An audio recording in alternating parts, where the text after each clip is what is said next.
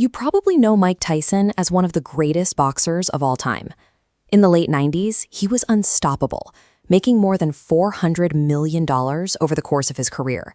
He bought mansions, fleets of luxury cars, and even exotic tigers. But by 2003, he was bankrupt. He was actually $23 million in debt. Yet there are people earning a modest $50,000 a year who quietly retire as millionaires. How does that happen? We're taught that building wealth is a strict equation of math and hustle, that keeping money has very little to do with numbers. It's almost entirely dictated by psychology, ego, and how well you manage your emotions. We like to believe that if you just grind every day and make the right choices, success is guaranteed. Take Bill Gates. He was incredibly smart and hardworking, but he also caught an astronomical lucky break. He attended one of the only high schools in America that actually had a computer in the 1960s. That early access gave him a massive head start most people never got. He even had a close friend named Kent Evans, who was just as obsessed and brilliant. They dreamed of building a tech empire together.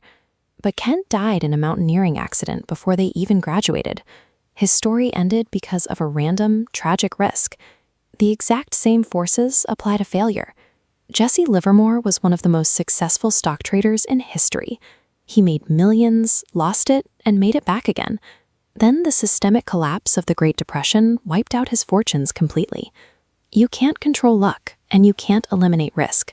Success is never purely skill, and failure is never purely stupidity. Understanding that is the first step to letting go of unnecessary financial guilt. There is a dangerous psychological trap that catches a lot of successful people. The bold, risky behavior required to acquire money is the exact opposite of the mindset needed to keep it. Think about Sam Bankman-Fried. He built FTX and became a billionaire in just a few years, but he refused to stop playing the high-risk game, constantly over-leveraging his assets until everything collapsed in 2022. Compare that rapid boom and bust cycle with Warren Buffett. He is one of the wealthiest people alive, yet he is famously cautious. Buffett hates losing money more than he loves making it. His core strategy focuses entirely on survival and loss avoidance, knowing that if he can stay in the market long enough, compounding will do the rest. Getting rich is a high-risk sprint. Staying rich is a marathon of survival, where caution is your greatest asset. When someone drives by in an expensive car, we instinctively think they are rich, but the only thing we actually know for sure is that they spent $300,000. We only see the money that is no longer in their bank account. True wealth is the money you don't spend. It's the invisible, unglamorous savings sitting quietly in an account, providing peace of mind. That is how Ronald Reed, a modest janitor who drove an old car and lived simply, managed to leave behind $8 million when he died. Looking rich and actually being financially secure are two very different things. While most view saving as a way to buy a better car later, its most valuable use is building an FU fund. This capital buys the power to walk away from a toxic job or a bad boss without fear, the ultimate luxury of options.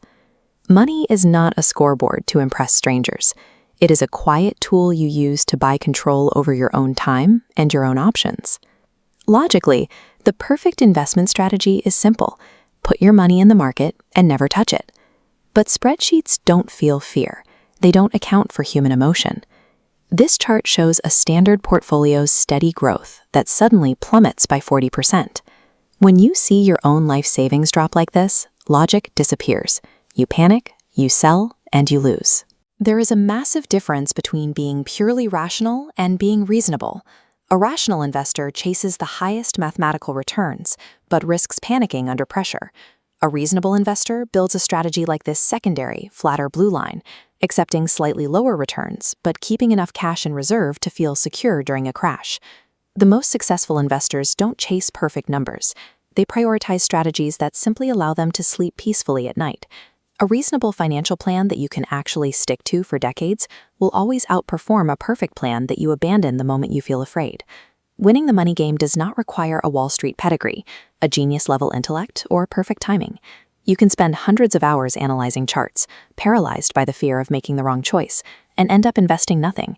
Or you can be the average person who simply automates a basic index fund and walks away to live their life. Taking flawed but immediate action is infinitely more profitable than endless, fearful preparation. So make one quiet, unglamorous financial choice today. Transfer a little money to savings. Automate an investment. Because the best time to start buying your freedom is right now.